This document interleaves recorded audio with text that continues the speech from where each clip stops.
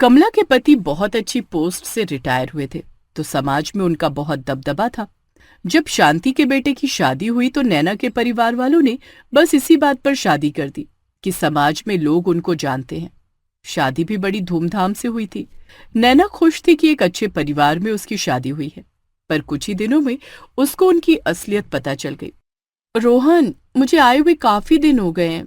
हमारा अलग कमरा कहाँ है? मेरा सामान बैग में ही पड़ा है। अलग कमरा? कोई अलग कमरा नहीं है। अच्छा, तो अलमारी कहाँ है? अपना सामान तो रख दो कम से कम, सब साड़ियाँ खराब हो जाएंगी। अलमारी तो नहीं है तुम्हारी, तुम ऐसे ही सामने रख दो। ये सब सुनकर नैना को बहुत अजीब लगता है कि समाज में तो अपना इतना नाम फैला रखा है और घर में एक अलमारी तक नहीं है। वो किसी तरह जगह बनाकर अपने कपड़े रखती है। अगले दिन रसोई में, माँ जी, नाश्ते में क्या बनाना है? क्या खाते हैं यहाँ सब सुबह सुबह? हमारे यहाँ ताज़ा नाश्ता नहीं बनता, हम तो चाय टोस्ट खा लेते हैं, तुम भी वही खा लो। नैना बहुत मुश्किल से चाय टोस्ट से पेट भर लेती है। उसे तो अपने मायके में ताज़े नाश्ते की आदत होती है, पर क्योंकि वो नई नई होती है, अपने पति रोहन से भी कुछ नहीं कह पाती। शादी को करीब 10 दिन हो गए थे और अब ननद के भी वापस जाने का समय हो गया था। प्रिया को अगले दिन शाम को ट्रेन पकड़नी थी। शाम से ही नैना की सास प्रिया का सामान जमा करने में लगी थी। छोटे बड़े सब कार्टून मिलाकर कम से कम 10 कार्टून हो गए थे। नैना मन ही मन, जो शादी का सामान रखा वो तो ठीक है, ये इन बाकी के 5 कार्टून में क्या है? माँ जी, लाइए दीदी का सामान मैं पैक कर दूं। कमला थोड़ा उससे छुपाते हुए नहीं नहीं कर देती है। नैना भी फिर चुपचाप पीछे हट जाती है। थोड़ी देर में उसकी ननद चली जाती है। नैना भी अपने कमरे में चली जाती है। ऐसे बैठे बैठे जब नैना नजर घुमाती है, वो देखती है कि उसके कमरे से आधा सामान गायब है। हैं? यहाँ तो बहुत सामान था, लगता है सब अपनी बेटी के साथ रख दिया। ऐसे तो घर में अलमारी तक नहीं है और बेटी को पता नहीं क्या क्या भरकर रख कर दिया है। खैर, धीरे धीरे पता चली जाएगा कि इन फक्कड़ों के पास क्या है और क्या नहीं। थोड़ी देर में उनके यहाँ कोई मिलने आता है। आइए आइए भाई साहब, बहुत दिन बाद आए। हाँ बस भाभी जी, टाइम ही नहीं मिलता। अभी के लिए तो ये लीजिए। वो एक बड़ा सा डिब्बा टेबल पर रख देते हैं। नैना अंदर से कमरे से सब देख रही होती है। उसकी सास डब्बे को लेकर फटाफट किचन में जाती है और खोलती है। वो ड्राई फ्रूट से भरा हुआ होता है। कमला उसमें से ऐसे खाने लगती है जैसे कभी खाए ना हो। हे भगवान, ये कैसे कर रही हैं, जैसे कभी ड्राई फ्रूट्स देखे ही नहीं है। फिर कमला उसी डिब्बे के ड्राई फ्रूट्स उन्हीं के सामने सर्व कर देती है जो लाए होते हैं। वह बड़े रईस बनते हैं, जो खुद लाया उसी के सामने उसी का सामान लगा दिया। नैना को धीरे धीरे समझ आ रहा था कि जो ये लोग हैं और जो इन्होंने अपनी समाज में छवि बनाई हुई है, उसमें जमीन आसमान का अंतर है। एक दिन उसकी सास किसी देवी के यहाँ जाने के लिए कहती हैं, अपना सब चलेंगे और हाँ, प्रिया को भी बुला लेना नैना, बेटी के बिना तो कुछ नहीं होता हमारे यहाँ। अच्छा, बेटी के बिना कुछ नहीं होता? शादी के समय तो बड़ा बहू आएगी तो ये करेगी, बहू आएगी तो वो करेगी हो रहा था। अब बेटी बेटी करते रहते हैं सब। खैर, अगले दिन कमला फिर से देवी को चढ़ाने का सामान इकट्ठा करने लगती है। अरे रोहन, वो चांदी की कटोरियां निकालो, माता को प्रसाद तो उसी में चढ़ाएंगे, स्टील में तो चढ़ा नहीं देंगे। और हाँ, वो जो सोने के कड़े रखे हैं वो भी निकाल लो, प्रिया आएगी तो उसे भी तो देना पड़ेगा। वाह, बहू को कुछ नहीं दिया, बेटी के लिए पता नहीं कहाँ कहाँ से निकल कर आ रहा है। अरे वाह, माता के लिए चांदी की कटोरियां, वाह भाई वाह।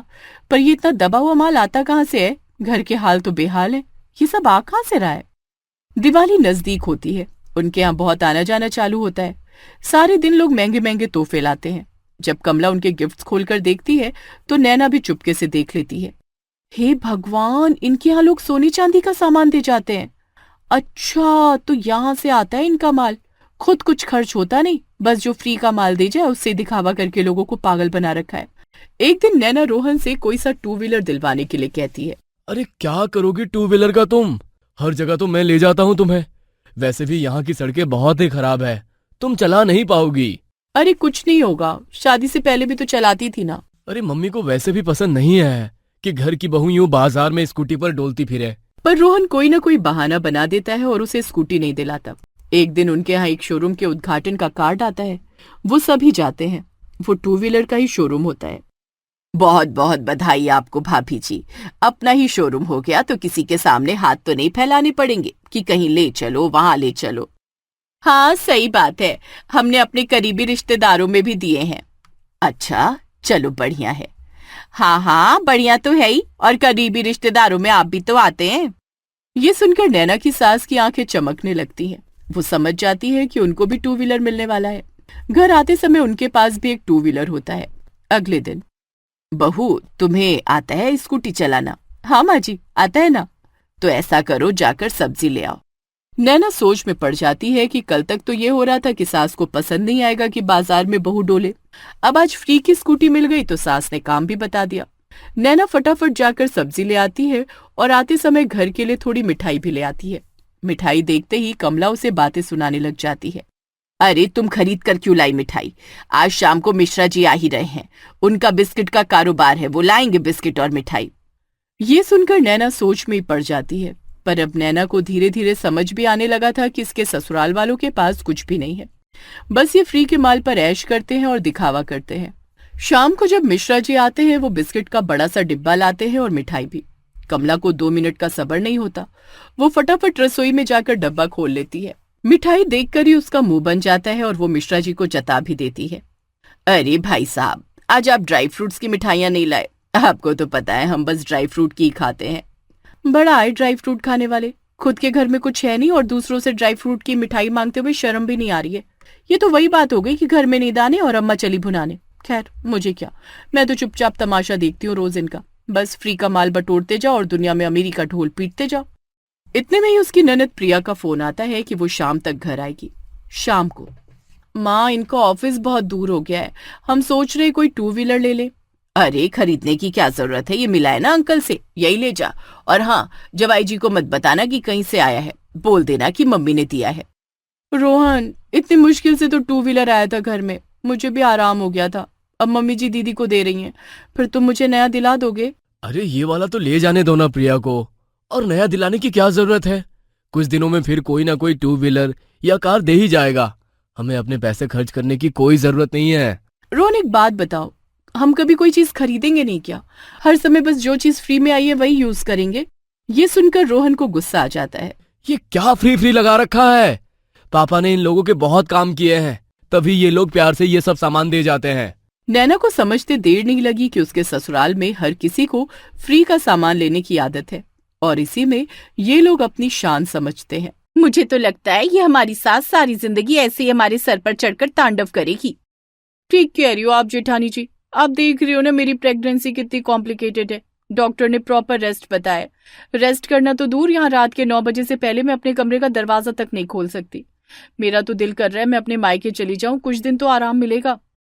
सिमरन और माधवी अभी दोनों बात कर ही रही थी कि तभी उनकी सास कमला वहां आ जाती है।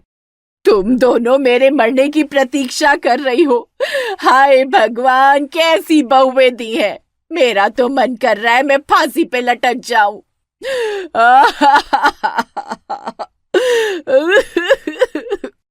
बुढ़िया सर पीट पीट कर रोने लगी।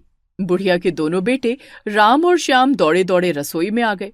बूढ़ी माँ को रोते देख दोनों ही परेशान होकर पूछने लगे, क्या हुआ माँ, आप ऐसे क्यों रो रही हो? बेटा क्या बताऊं, तेरी पत्नी और तेरी भाभी मेरे मरने की प्रतीक्षा कर रही है। ये बात मैंने अपने कानों से सुनी है।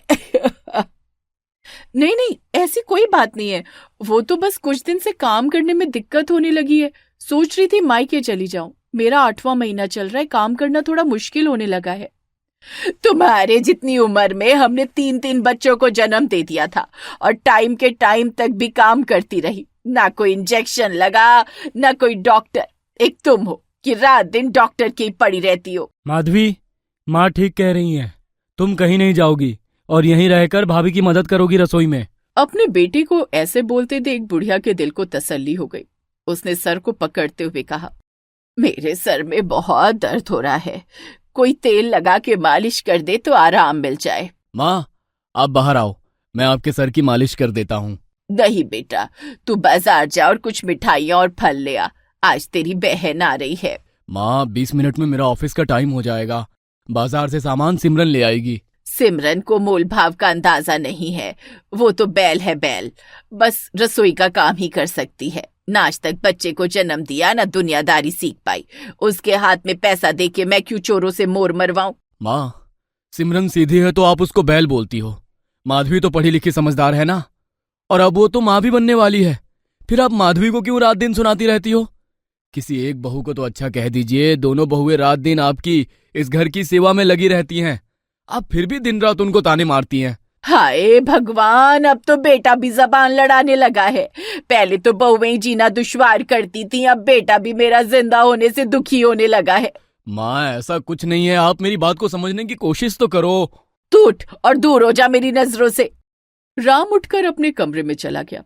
उसको ऐसे दुखी होकर जाते देख सिमरन समझ गई फिर से दोनों माँ बेटों के बीच में कुछ हुआ है। वो भी राम के पीछे पीछे कमरे में आ गई। क्या हुआ, आप ऐसे परेशान क्यों लग रहे हैं? जी, माँ जी की बातों का बुरा मत मानिए, वो आपकी माँ है। सिमरन, माँ रात दिन तुमको जली कटी सुनाती है, तुम फिर भी माँ के बारे में इतना सोचती हो। इसमें माँ की कोई गलती नहीं है, मेरी ही है जो इस परिवार का नाम आगे नहीं बढ़ा पाई। एक बांझ औरत को जली कटी नहीं सुनने को मिलेगी तो किसको मिलेगी? सिमरन, तुम खुद के लिए ऐसे शब्द मत इस्तेमाल करो। भगवान ने चाहा तो एक दिन तुम भी माँ बनोगी। कुछ ही देर में राम और श्याम ऑफिस के लिए निकल गए। सिमरन और माधवी दोनों रसोई में तरह तरह के पकवान बनाने लगी। बैल बहू, ओ बैल बहू, जरा देख तो 11 बज गए हैं। मेरी बिटिया सोनिया ने कहा था वो 10 बजे तक घर आ जाएगी, उसको फोन तो कर, कहाँ रह गई? जी माँ, अभी करती हूँ। सिमरन ने जैसे ही मोबाइल उठाया तभी दरवाजा खुला। सानिया के साथ साथ उसकी सास वसुंधरा और उसका पति प्रेम भी आया था। कमला जी, ये लीजिए आपकी बेटी, अब से ये हमारे घर में नहीं रह सकती। आपने इसको घर के तौर तरीके नहीं सिखाए क्या? बहन जी, आप कैसी बातें कर रही हैं? हमने अपनी बेटी को बिल्कुल अपने जैसे संस्कार दिए हैं। 50 साल हो गए इस घर में, आज तक घर को जोड़ कर रखा है। बेटी को ससुराल जाने से पहले कुछ सिखाया होता तो आज ये वापस इस घर में ना आती। खैर, आपकी बेटी है, आप संभालो, मुझे इसकी जैसी पत्नी नहीं चाहिए। प्रेम और वसुंधरा वहां से चले गए और सोनिया जोर जोर से रोने लगी। तू क्यों रोती है? तेरी माँ भी जिंदा है। बस कीजिए माँ, अगर आप दोनों भाभीियों के साथ इतना बुरा सुलूक ना करती तो आज मेरे पति और सास मुझे घर से ना निकालते। जिनकी खुद की बेटी होती है वो दूसरे की बेटी के साथ दुर्व्यवहार नहीं करते। भगवान इसी धरती पर सबके बदले लेता है। क्या मतलब है तेरा? मैं अपनी बहुओं को तंग करती हूँ? मैं बस उनको रसोई का काम ही तो करने को बोलती हूँ। इससे ज्यादा क्या बिगाड़ लिया मैंने इनका जो तू ऐसे बोल रही है? माँ, रसोई का काम तो सभी करते हैं, लेकिन आपने उस दिन जब सिमरन भाभी को शरबत में दवाई मिलाकर दी थी ना, जिससे वो कभी माँ ना बन पाए, और आप सारी जिंदगी उनको दबा कर रख सको। बावली हो गई है कि मैंने ऐसा कुछ नहीं किया। माँ, भाभी अभी यहाँ नहीं है, तब भी आप झूठ बोल रही हो। अकेले में तो अपना जुर्म स्वीकार कर लो। हाँ बेटा, भूल तो मुझसे हुई है, लेकिन मुझे ये नहीं पता था उसका बदला मेरी बेटी के साथ उतरेगा। पर तू चिंता न कर, मैं अपनी बहू के पैरों में गिरकर माफी मांग लूंगी। सिमरन बहू का दिल बहुत बड़ा है, वो मुझे माफ कर देगी। फिर देखना, भगवान तेरा घर फिर से बसा देगा। कमला जैसे ही रसोई की तरफ बढ़ी, उसको दरवाजे पर ही दोनों बहुएं खड़ी मिली। कमला ने सिमरन के आगे हाथ जोड़ते हुए कहा, बेटा मुझे माफ कर दे, मैंने तेरे साथ बहुत बुरा किया, पर जो हुआ उसका मुझे पछतावा है। ये क्या कर रही हैं आप माँ जी? प्लीज ऐसा न कीजिए। माँ सर पर हाथ रखते हुए अच्छी लगती हैं, पैर पकड़ते हुए नहीं। बहू, तो क्या तूने मुझे माफ कर दिया? हाँ माँ, मुझे शुरू से ये बात पता थी, लेकिन मैंने कभी आपसे नहीं पूछा, क्योंकि मेरी कोई माँ नहीं है। इसलिए आप मेरे लिए जो भी फैसला लेंगी मुझे मंजूर होगा। तभी राम और श्याम वहां आ गए।